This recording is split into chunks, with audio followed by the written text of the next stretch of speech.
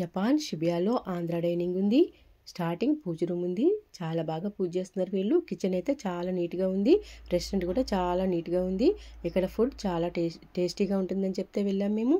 అందులో వచ్చి veg non veg రెండు ఉన్నాయి. మేమైతే నాన్ వెజ్ మీల్స్ తీసుకున్నాం. అందులో వచ్చి white rice, mutton curry, chicken curry, chapati, ఇంకా ఆలుగడ్డ కర్రీ, ఆలుగడ్డ, క్యారెట్, బఠానీ కర్రీ, రసం, సాంబారు, టమాటో చట్నీ, పాపడ్ ఇవన్నీ కూడా ఇచ్చారు. వైట్ రైస్ అయితే అన్లిమిటెడ్గా ఇచ్చారు. మటన్ కర్రీ కూడా చాలా అంటే చాలా టేస్టీగా ఉంది. మేమందరం కూడా కడుపు నిండా తిన్నాము. ఇక్కడ జపాన్లో ఏ రెస్టారెంట్కి వెళ్ళినా నూడిల్స్, బీఫ్, ఫోర్కు ఇవే తప్ప ఇంకేం ఉండట్లేదు. మేము చాలా రోజుల తర్వాత 1.5 month తర్వాత మేము ఆంధ్ర డైనింగ్కి వెళ్ళి కడుపు నిండా భోజనం చేసి వచ్చాము.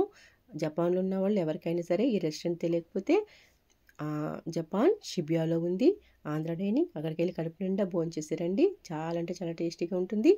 Thank you for watching.